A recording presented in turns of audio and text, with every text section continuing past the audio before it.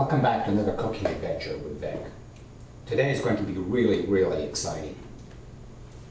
I just returned from the McAdams farm, but before I tell you about that, let me tell you a little something about this wine that I'm sipping now.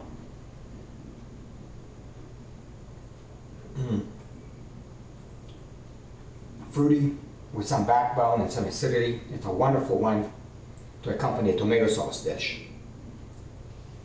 It's an Australian wine, a Shiraz, by the Milton Park Winery. Not only is it a good, consistent wine, it's a reasonably priced wine. I love it. With tomato sauce, beef dishes, pasta, pizza. Let me tell you about this trip today. We just returned from the McAdams farm in Eflin, North Carolina, where we make a yearly pilgrimage. This year, we bought the largest number of boxes of tomatoes. Each box is roughly 20 to 30 pounds. Very reasonably priced. They're canning tomatoes. And one box I'm going to be using for making fresh, homemade tomato sauce, which I have featured in another cooking adventure. But the other box, and that's the subject of today's adventure, I'm going to use these tomatoes to make homemade, dry, and wood-fired, smoke-fired tomatoes. Once they're completed, you can freeze them in a freezer bag and they'll keep for over a year. We're still enjoying our dry tomatoes from last year. Why make your own tomatoes when you can buy them commercially? One reason, flavor, and another reason is freshness, and the other reason, no additives. What can you use sun-dried tomatoes for? They're wonderful on pizza, they're wonderful as appetizers, and they make wonderful additions to any tomato sauce. Now that was a lot of hard work. No, not really. It went very quickly. As you can see, the tomatoes are cut in half and they're placed skin side down on grills. Two of these grills will go inside a convection oven and the temperature will be set at 200 degrees Fahrenheit.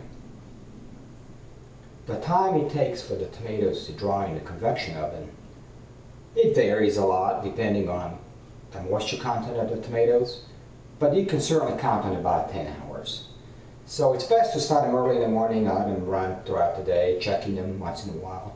And you know when they're done? They're done when they have the texture of dried apricots. You know, that kind of rubbery, still soft, but dry texture. That's what you're looking for. And when they're done, you can place them in freezer bags and keep them for a very long time.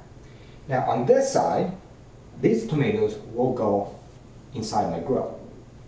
And I will show you how I'd be able to generate smoke and yet cook at a very, very low temperature of about 200 to 250 degrees Fahrenheit, the lowest temperature I can achieve in an outdoor grill.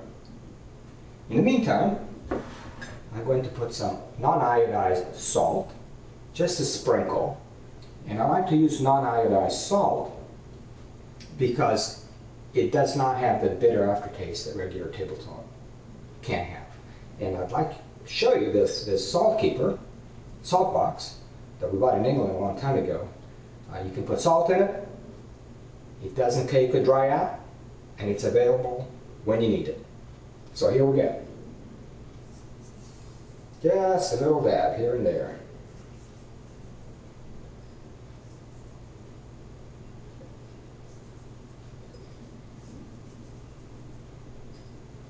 Salt enhances the flavor of tomatoes, and in this case, since I'll be drying them, it helps draw the moisture out as well. So it helps with the drying process as well.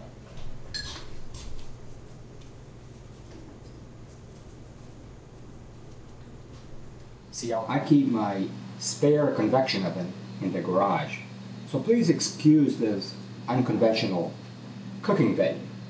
But I have my convection oven here set up for 200 degrees It will air dry the tomatoes very, very slowly. Not cook them, air dry them until they achieve a texture similar to dried apricots.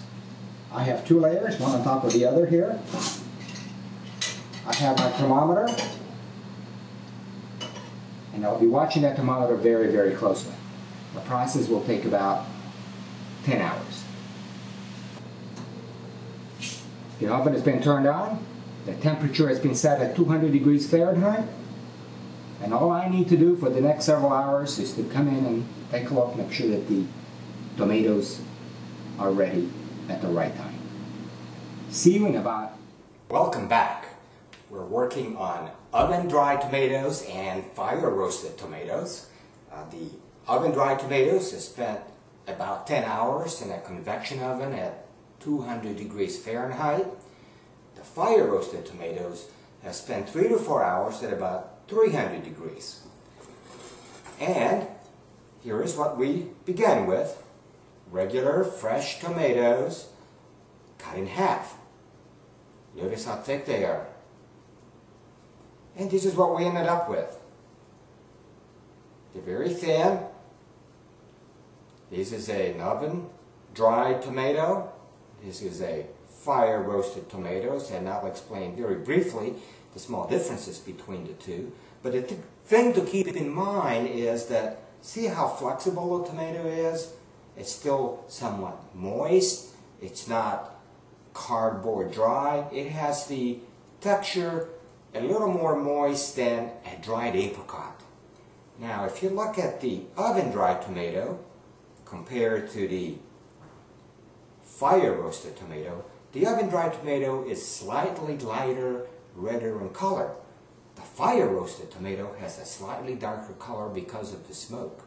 And the other difference is, the fire-roasted tomato has this wonderful aroma of hickory smoke.